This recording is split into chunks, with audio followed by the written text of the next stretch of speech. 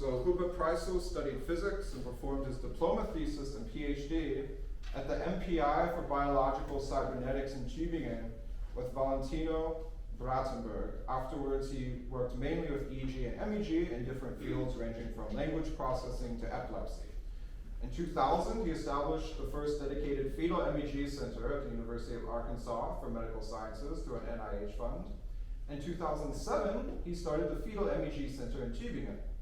In addition, around 2000, he also started his research with the internal medicine to study the role of insulin and brain processes in adults. He showed for the first time that the fetal brain processes are affected by metabolic diseases with the Humboldt Center in Munich and the University of Tübingen. All right, so I'll give the stage to him now. Thanks, Joel, for this very nice introduction. So, I have a rather easy task today compared to my following speakers. I will provide you with some information how we came to this question to investigate fetal brain activity. Because if you would go back, let's say 50 years, in pediatrics or gynecology, it was just the assumption the brain, if you just nourish the fetus in utero, everything will be fine. There is nothing specifically going on. But over the last decades, it was clear that the brain is rather susceptible also in the prenatal period. And there is a major problem. How can you, all of you who are visiting the book, you know all this fancy stuff about EEG, MEG, near-infrared spectroscopy, fMRI, and all these kind of things. And most of you probably also work with adult populations. And this is a very nice work.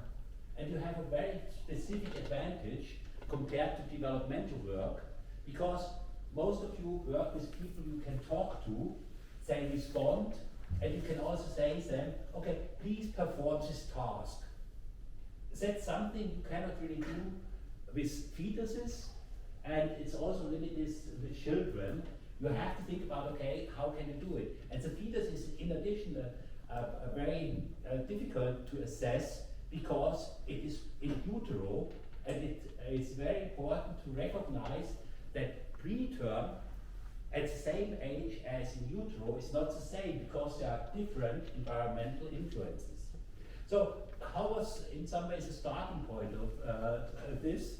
And there were some papers in the 80s and 90s showing some kind of fetal learning, but this was always, it was tested after birth. And one of the behavioral tests was, for example, the suckling rate. So you presented to the newborn some stimuli and you record the suckling rate and with a pacifier, and you determine, okay, was there a great reaction or not, because it was very difficult. And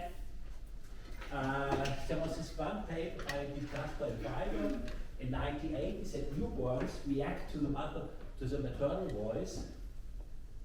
And by Hubert and Lancet, there was a paper on soul prediction.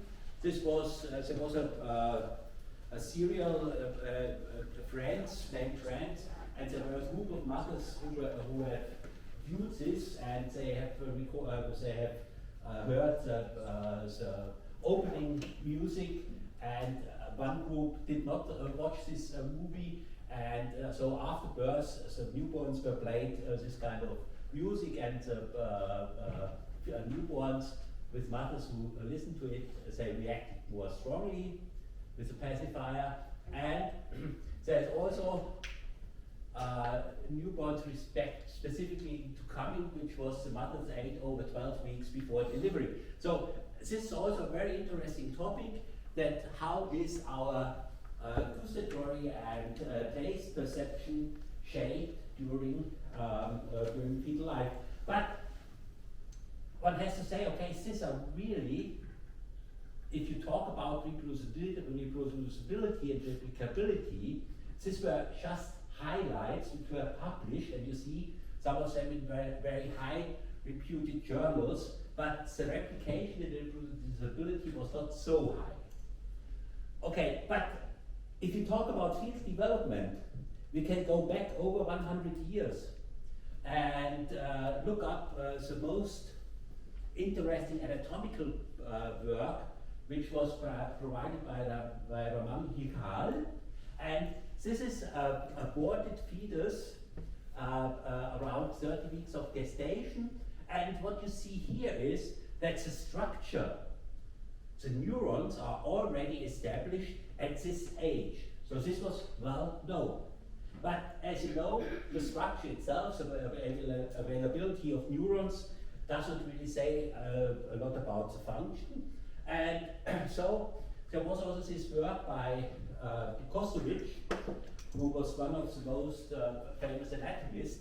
And the major point I want to show you here is that around the 20th weeks of gestation, the neurons are already moved from the subblade, which is shown here in yellow, to the green, which shown is a cortical blade. The neurons already established in the cortical blade, and there are also thalamocortical connections established around 20th week of gestation. So, taken together, this implies, okay, the fetal brain is functional, as we would assume, in some way like a similar our adult brain, but there are certainly very specific differences.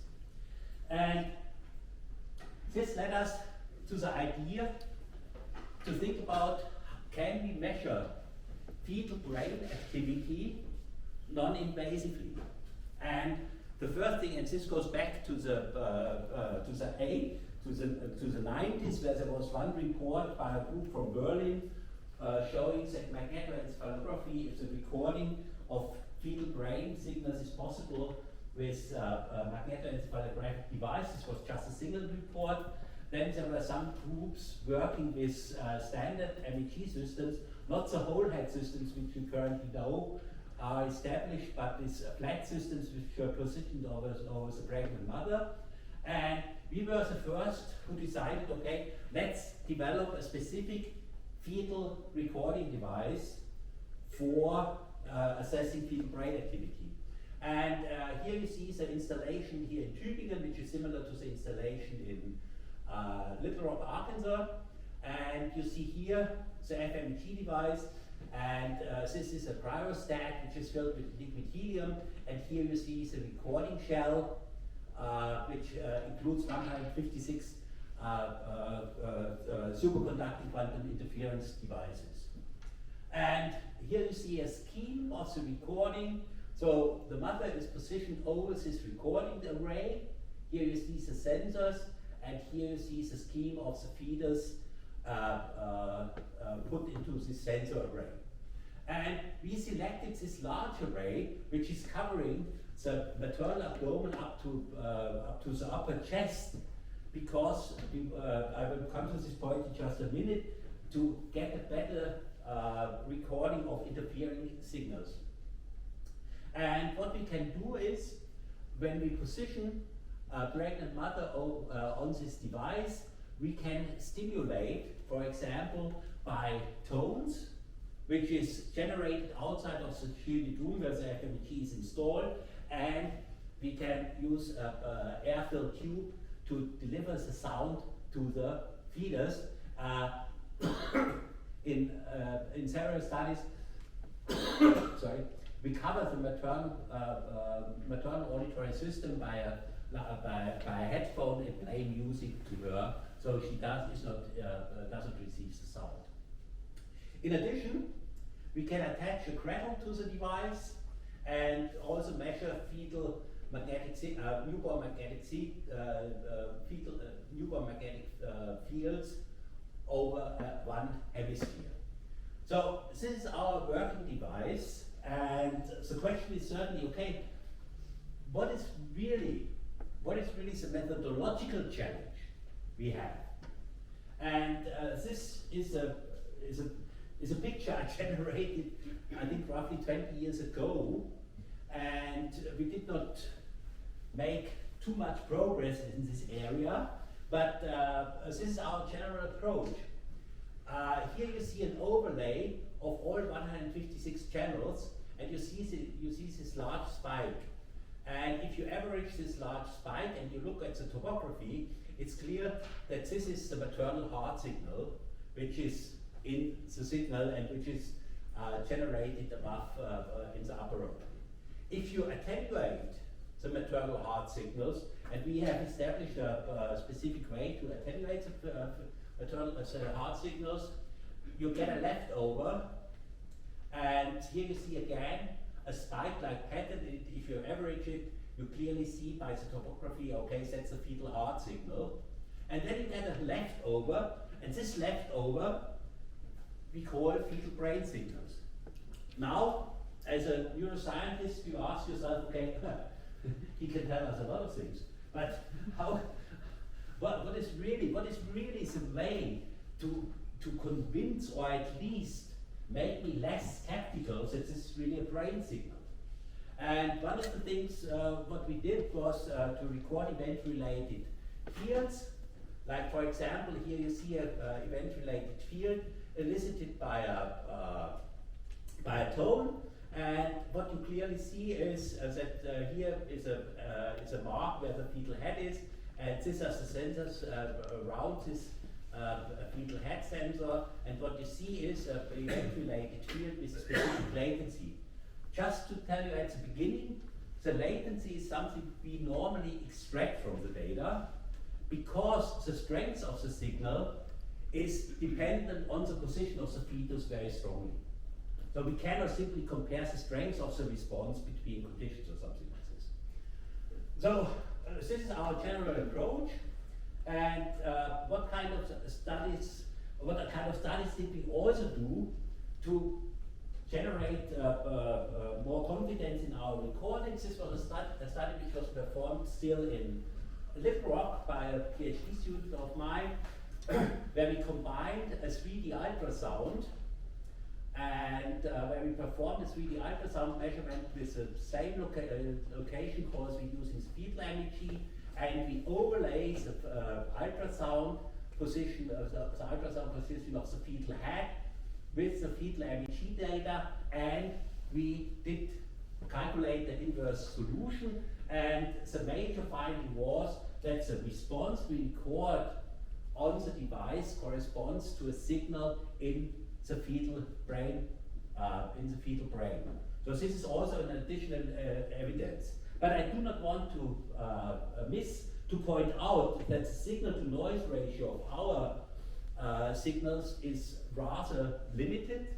So we have something what we call the ambiguity region of our solutions. But this kind of evidence we generated to say, okay, these are really fetal brain signals. Okay. It was already known from other groups that there is a latency of simple evoked event-related fields is decreasing, and this was one of our first studies where we showed that there is a decrease in fetal brain responses to an auditory stimuli over gestation, which is continued in the newborn phase. What you also see is that there is a very high scatter of the latencies detected. That's certainly something where we also have to think, to work on to improve this kind of analysis.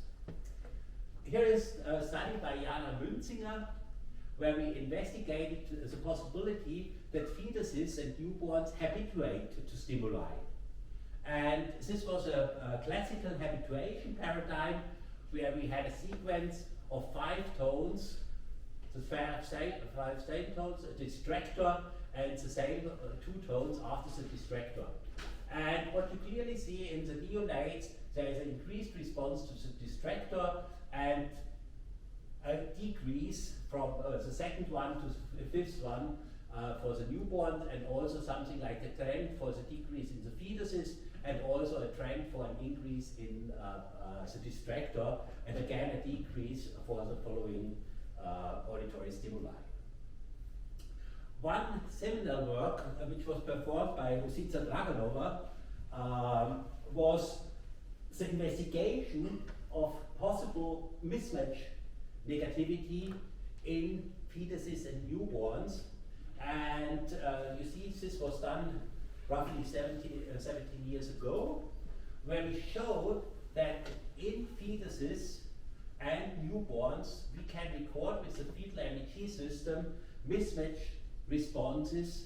In fetuses, this is a response at 33 weeks of gestation, and this stays 10 days of life. What you also see is that the waveform is different to that what you would expect in adults. So this is really a very important question. So taken together, so which neuronal processes are already established in fetal life? Event-related responses can be recorded after 24th week of gestation, and the latency decreases over gestation. Fetuses show mismatch-like responses to auditory stimulation in the last trimester of gestation. And I didn't talk about it, but Katrin will also mention it, that the fetal behavioral state also affects the capability of the brain signals, and we showed that the fetal behavioral state also influences the event-related response latency. So, because my title was Tools to Investigate Fetal Development, you certainly ask, okay, what's about fMRI, for example? Is it also possible to use fMRI? And this is really something which took off over the last 10 years, that people got highly interested also to investigate fetal brain anatomy, which is shown here on the left side, and also fetal functional activity, which is shown on the right side. And for example, in this study, it was shown that the purification of a fetus and of a preterm newborn is different between the preterm and the fetus at the same age, adjusted for gestational age. However, the volume is the same. So it's clear that there are differences in the developmental trajectory between fetuses and preterms, and this should also be taken into account. The other thing which was very interesting over the last couple of years, where people, especially Mariah Thomason, who is now in New York, showed that you can investigate functional connectivity in the fetal brain signal, and it's also clear that the long range and the short range interactions are already established in the fetal life. However, if we look on our knowledge about the development of the brain signals in utero or in preterm, we also see that it's really, really very different to what we know from adults. There are several different processes going on during gestation. So we see, for example, at around 28 weeks, we have a high temporal theta activation. We have discontinuity, which is, you may not know, because in adults discontinuity you probably never see if you do not have any severe neurological changes. But sometimes the activity just goes flat. And then you see again bursts of activation. And what you see is that around 26 weeks we still have around 60% of quiet in our recordings. And I think that's also something which is currently not really taken into account by all the modeling, especially also if you talk about fMRI and cold activity, whether this kind of changes, how this kind of changes also affects the signal which you are recording. And you also see that the dominant frequency goes from very low to very low if you compare it to adult signals around 4 Hz. There are brushes, delta brushes, but most of it is very slow frequency activity. So, taken together, I think I showed you a little bit how can we record fetal brain signals and what kind of processes are already established in fetal life. And I think there's certainly, as Joel also mentioned, it's a big interest in this area, but the number of groups working in this field are limited. So for example, there is currently only 2 dedicated fetal MEG systems, because this kind of device you can only operate if you have an excellent cooperation between gynecology, neurology, and neuroscience, and physics. And this does not happen at a lot of places, and it's difficult. What we currently also investigate is the use of optical magnetometer for applying in the fetal field to decrease the costs of the device. However, the open challenges are certainly the development of advanced signal processing to improve reliability and reproducibility of fetal research. Katrin has done her PhD on this topic, and there's also by Mariah Thomason a very nice current paper. For myself, I think one of really of the big issues, as I showed you, what is the development of the brain activity? I think what we are really missing is the developing brain work. How are the structural and functional changes during fetal development affect brain activity and network dynamics? I think this is really missing, so we can also generate this old theory about the interaction between theory and experiment where we can move on. And last but not least, from a more clinical point of view, determine possible interventions to improve health over the lifespan, and this is related to this concept of developmental origins of health and disease. Okay, I want to thank my colleagues at the fMEG Center, Internal Medicine, and Department of Obstetrics and Gynecology, and others. And most of the what will be presented also by Katrin was developed in a EU project named Luminous. Thank you very much. Okay, thank you, Hubert. So we are tight on time. Does anybody have a quick question? One quick question. If there are no questions, we'll already go to the next speaker, Katrin. So as I pull up her presentation, Katrin Sippel studied bioinformatics in Tübingen with her main focus on neurobiology. She did her PhD at the fMEG Center, optimizing and automating the fMEG processing methods and investigating the response of the fetus to the maternal voice compared to a female stranger's voice. She is now a postdoc at the fMEG Center working on automated evaluation methods and modeling of fetal heart and brain signals. So here's Katrin, and just start the slides. The trackpad doesn't look very well here. There we go. All right. Thank you for that introduction, Joel, and welcome to my talk about P3 bee-like responses in newborns and fetuses as a possible evidence of consciousness.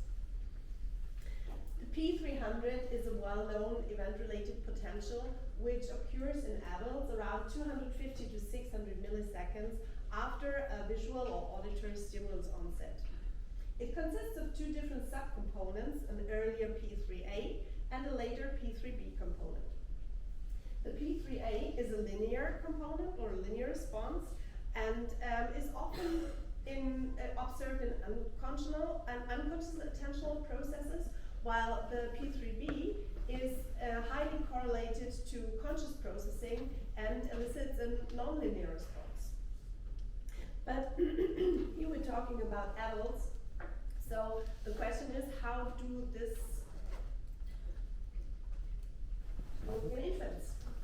And in 2013, the group of Preissl and Hubert, she did an evaluation in infants with 5, 12, and 15-month-old, and she used the mask face task with faces presented from 17 to 300 milliseconds, and tried to see something like this P300 response.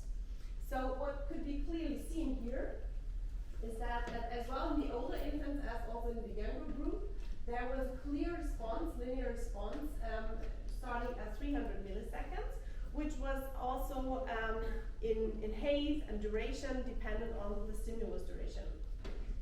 But in the older group, they could also see a late slow wave starting around 750 milliseconds, which was clearly significantly higher, or the amplitude was significantly higher in the phases that were shown over 100 milliseconds and were really consciously perceived by the infants, compared to the shorter durations where there was no conscious, no reaction of the infants to the stimulus. In the earlier group, there was also clearly visible in the experiment that the children reacted to the stimuli that were presented longer than 100 milliseconds, while they didn't for shorter stimuli. But in this case, there was not. There was also like a late slow wave starting around 900 milliseconds. But the distinction between perceived and not perceived stimuli in this case was not given. Anyway, if you think about that the late slow wave starts around 900 milliseconds in those infants, this is 3 times what we would expect in adults. So, putting this together, if we look at the late slow wave, in this case, we see a nonlinear slow wave following a linear response, earlier linear response, and what is also known from the literature about the late slow wave, that it is observable in infants that are awake, but not in infants when they are asleep, for example, for auditory stimulations. So this late slow wave really seems to reflect a higher order processes, such as attention or working memory. And that's why in this case, they there, and also we today, say that it's the late slow wave in this case is comparable to a P3B response in these children now. So what we wanted to know is, can we also see some responses like that in our population of newborns and fetuses? And this is why my colleague Dr. Julia Moser set up this interesting study about the conscious perception or higher order rule learning in newborn and fetuses. What she used, because masked face tasks is really difficult to do in sleeping newborns and fetuses, we used this auditory local global paradigm by Bekenstein. You will also hear about it later in another talk. So this paradigm consists of 2 different rules. We have local rules and we have global rules.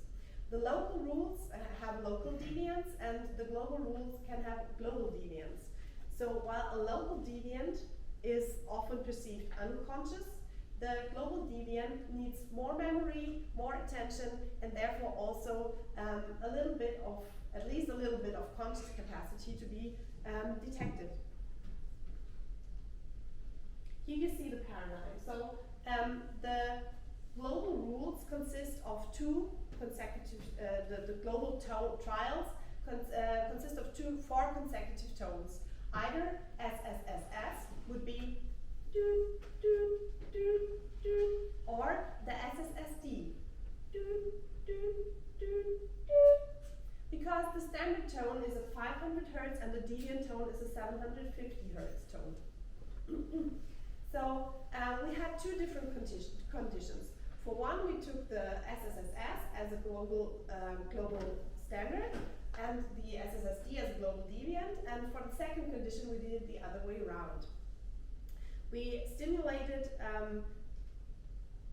33 newborn in the age range in their first 13 to 59 days of life, so really in the early weeks. And of this 33 newborn, we had 20 newborn with really good results, and even 15 where we had good data in both stimulated conditions. This is more important for later.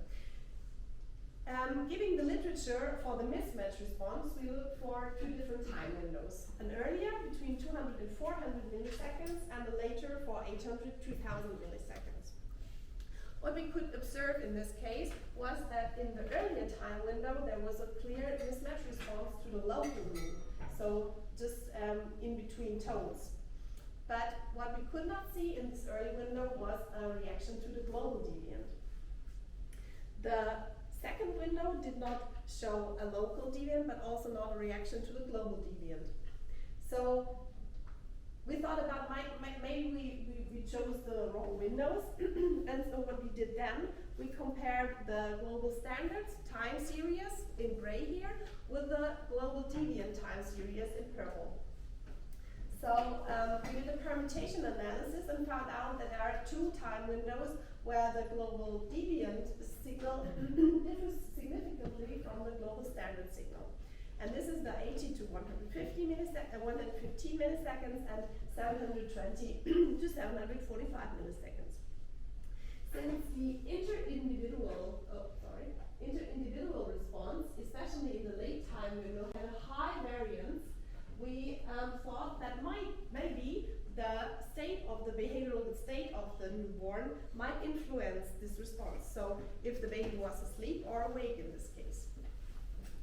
As Hubert already mentioned, we already know that the fetal behavioral state has a high influence on the responses.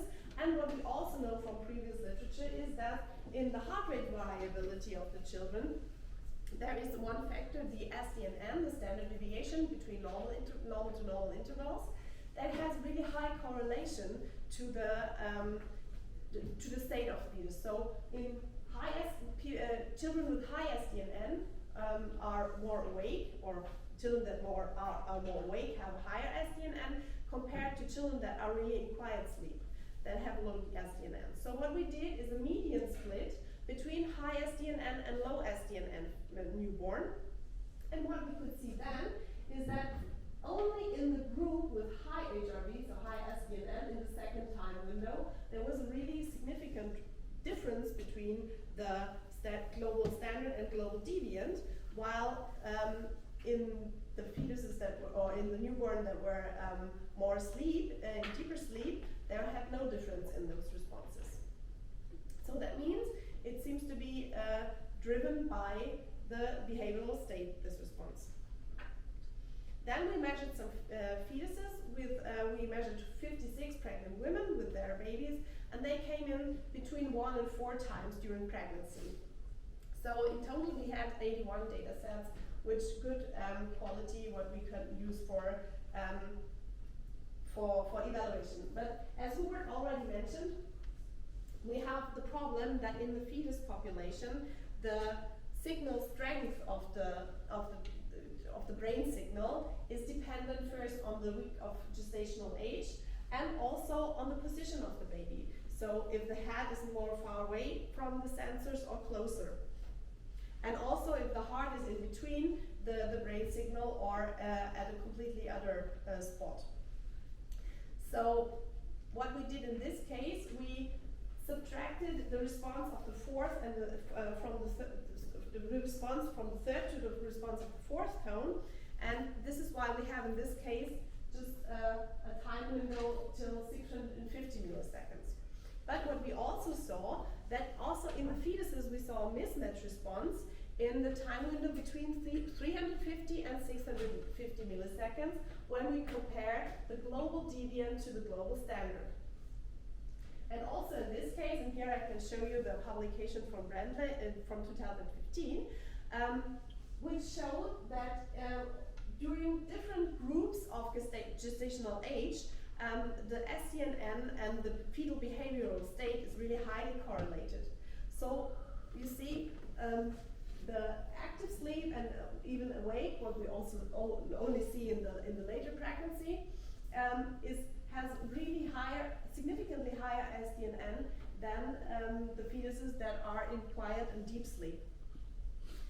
So what we also did in this case was this median split of SDNN groups to get fetuses with high HRV and with low HRV, and repeatedly, only in this case we saw a significant response in the fetuses with high HRV, so they were more awake or more in active sleep than compared to the fetuses with low HRV SDNN. And what was also observable, that the response, so the difference between the global deviant and the global standard response was increasing over the time of gestation. So you see here the gestational age and the difference of the response. So we have an increase in this response over the developmental stage.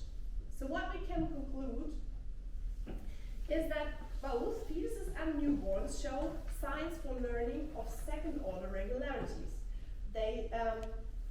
This second-order regularity recognition is driven by the behavioral state, and the ability develops over the course of gestation. So this could clearly be seen as an indication for the development of conscious processing.